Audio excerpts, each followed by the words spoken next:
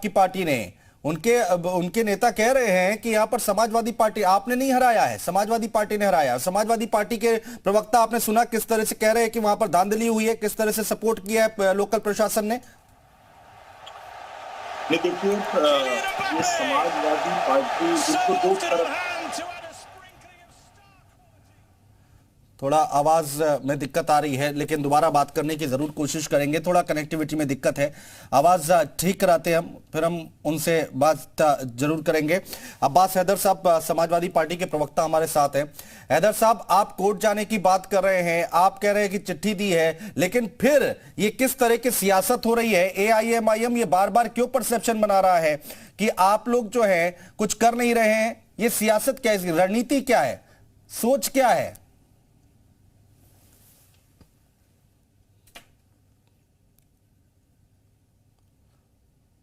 आवाज नहीं आ रही है हैदर साहब की भी, तो आज थोड़ी दिक्कत हो रही है। गलत परसेप्शन, झूठा परसेप्शन, ये सिर्फ ये करते हैं। इनको देखिए, अभी आपके चैनल पे कह रहे थे कि इन्होंने चुनाव आयोग को एक चिट्ठी भी नहीं दी। अभी मैं आपको लेटर दिखा सकता हूं। हाँ, ये तक बयान आया कि हम कोर्ट जाएंगे, ये तक हमने स्पष्ट कर दिया था। ये कह रहे हैं कि देखिए आप चुनाव ही नहीं लड़े वहां पे, ये मसला होने लगता है कौन जीता कौन हारा। इस तरह की जो मसले हैं ना ध्रुवीकरण के, ये इसमें ले जाने के लिए भारतीय जनता पार्टी इनको एजेंडा देती है। जो इनके पास स्क्रिप्ट आ गई, इन्होंने वेरीफाई भी नहीं किया वो सच है झूठ है, बस इनको बोल देना है आकर के चैनल पे, और उसको लेकर के माहौल खराब करना है, लोगों में दूरियां बढ़ानी, बस इतना इनका काम है। इनका काम, अगर ये वाकई में जनता के सगे होते तो उत्तर प्रदेश में इन्होंने कितनी सीटों पर चुनाव लड़ा था, कितनी सीटें जीते, जरा बता देंगे हमको। कितनी सीटें इन्होंने भाजपा को जिताने का काम किया, उसकी लिस्ट भी दे दे। ये सबके सामने है, किसी से छुपा नहीं है। सवाल सिर्फ इतना है, देखिए कि देश जो है, जो हमारा देश है, जो देश की जनता है, जो वोटर है, वो समझदार है, वो जानते हैं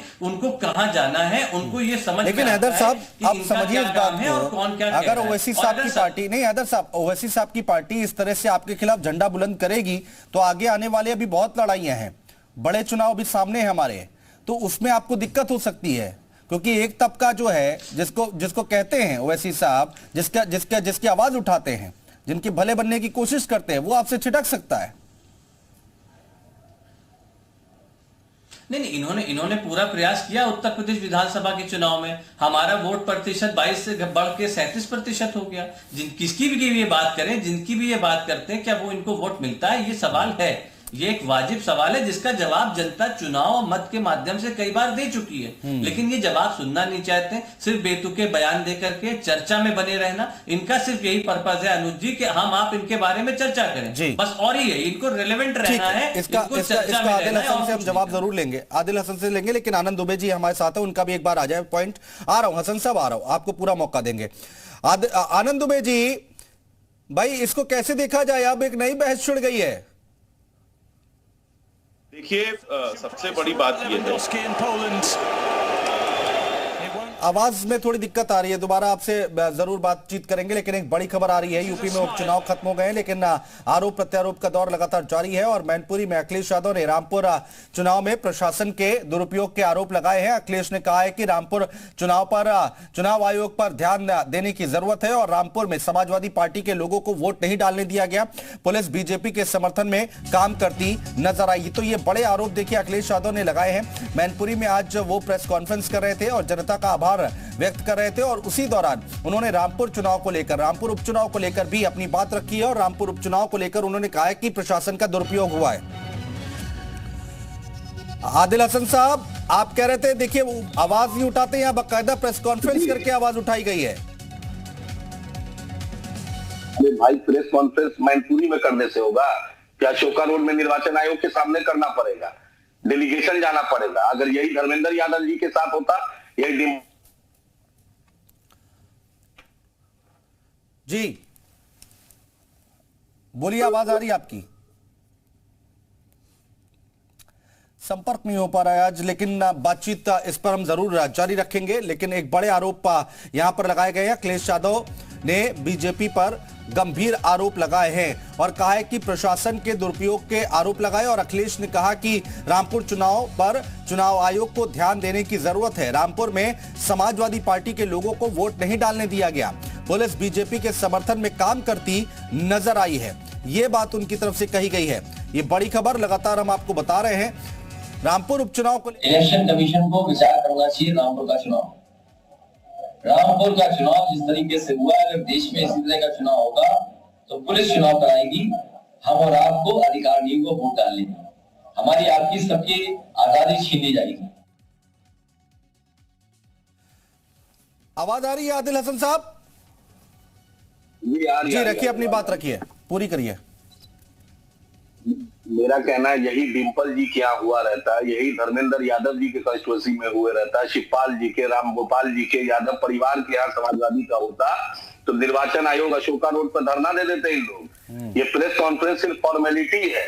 आप बतलाइए ना कि यहाँ पर अदालत सुप्रीम कोर्ट है, तो निर्वाचन आयोग दिल्ली में बोल तो रहे हैं हैदर साहब, अब्बास सदर कह रहे हैं कि वो जाएंगे, कोर्ट जाने की बात कही जा रही है, चिट्ठी लिखी गई है, अब इससे ज्यादा और क्या करेंगे? कब चिट्ठी भाई कब जाएंगे? जाके देखिए, जाके कुछ मामला होता है इलेक्शन कमीशन में इंस्टेंट जाना पड़ता है कि 1 महीना बाद आप लव लेटर लिखिएगा इलेक्शन कमीशन को, आपको तुरंत जाकर जो वीडियो है, जो एविडेंस है, उसको जमा कीजिए इलेक्शन कमीशन के सामने। अब क्या मैनपुरी से लव लेटर लिखिएगा इलेक्शन कमीशन को?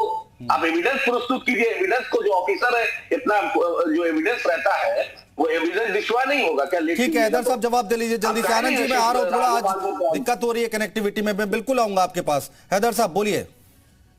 ऐसा है अनुज जी, चुनाव के नतीजे आने से पहले ही चुनाव आयोग को जितने भी कराए गए हैं, चुनाव आयोग को मेमोरेंडम दिया गया है। हमारे प्रतिनिधि मंडल कई बार मिल चुके, लेकिन एमआईएम के प्रवक्ता को शायद हिंदी समझ में नहीं आती है, इसलिए बार बार मेरे कहने के बावजूद इस बात को नहीं सुन रहे। और समाजवादी पार्टी के प्रत्याशी ने एसपी ऑफिस के बाहर बैठ के समाजवादी के कार्यकर्ताओं ने धरना तक दिया। कभी नहीं हुआ होगा कि पोलिंग से एक रात पहले प्रत्याशी बैठ के धरना दे रहा है, नेता धरना दे रहे हैं एसपी ऑफिस के बगल में। लेकिन बात यह है, देखिए मैं सिर्फ एक बात कहना चाहूंगा, इनके जो सबसे बड़े नेता है ना, उनकी बात को भी देश की जनता सीरियसली नहीं लेती है। और ये जो जिन्होंने कहा है, मैं तो उनका नाम भी पहले नहीं सुना, वो कितने बड़े नेता है, तो इस पे हम लोग क्या टिप्पणी करें? और जो ये कह रहे हैं बार बार, मैं उस बात को स्पष्ट कर रहा हूं, ये अगर गूगल पे आप चेक कर ले तो आपको ये सारी चीज मिल जाएंगी जो मैं कह रहा हूं तथ्यात्मक रूप से। लेकिन इसके बावजूद इनको ये बात समझ में नहीं आ रही, फिर वो वही बात बार बार दोहरा रहे हैं, तो इससे फायदा नहीं। आरोप प्रत्यारोप मत करिए, आपको जो स्क्रिप्ट मिली है एक बार चेक करिए। ठीक है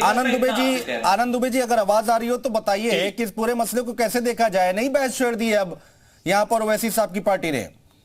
नहीं, देखिए, दो चीजों पे मैं इसका जवाब दूंगा। पहली तो ये चीज है कि जो आरोप समाजवादी पार्टी लगा रही है, ये आरोप कोई नए नहीं है। ये आरोप समाजवादी पार्टी 2014 से लगातार लगा रही है।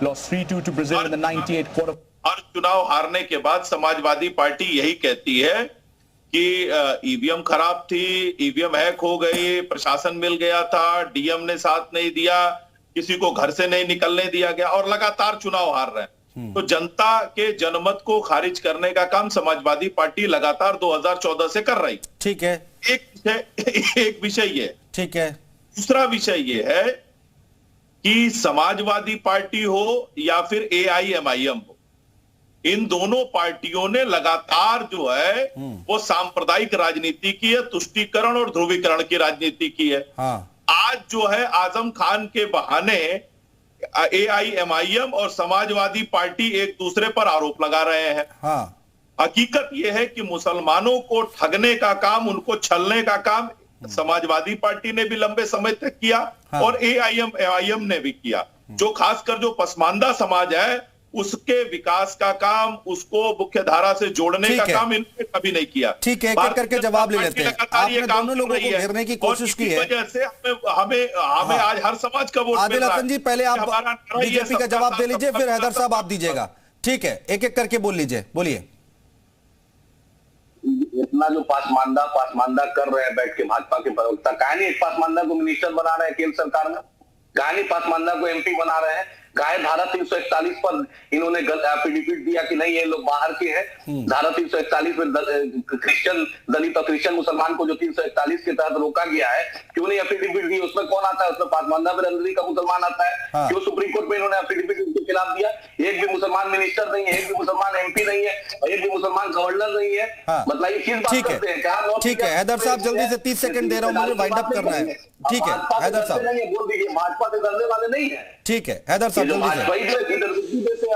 से। देखिए जहां तक चुनाव की बात है, देखिए, चुनाव को लेकर के जो धांधियां हुई हैं, हम चुनाव जीते, इसके बावजूद जो सच है वो सच रहेगा। जीत हार से नहीं होता है। इस बार तो हम चुनाव जीते हैं और रामपुर में हमने सब देखा कि किस प्रकार से पुलिस के अधिकारी लोगों को आधार कार्ड लेके आए थे तो वापस भेज रहे थे, किस प्रकार से भाजपा के एक नेता ने समाजवादी के नेता को गाड़ी से बार बार टक्कर मारी, वो अस्पताल में भर्ती हुए, किस प्रकार से एक बेचारा किसी के दबिश डाली जा रही है, किसी के दो जीप जो है पुलिस की भेज करके, दो ट्रक भेज करके पीएससी के उन्हें पकड़ा जा रहा है, तालाब में डूब के मर गया आदमी। इस तरह से आपने परेशान किया, ये किसी से छुपा नहीं है। और अभी ये जो बात कर रहे थे मुसलमानों की, तो उत्तर प्रदेश में करोड़ों मुसलमान रहते हैं। आनंद दुबे, 402 विधानसभा की सीटें, 80 लोकसभा, मुझे लग रहा है कि ये AIMIM के जो प्रवक्ता आज बैठे हैं, इनको सामान्य ज्ञान का भी बड़ा कम अनुभव है।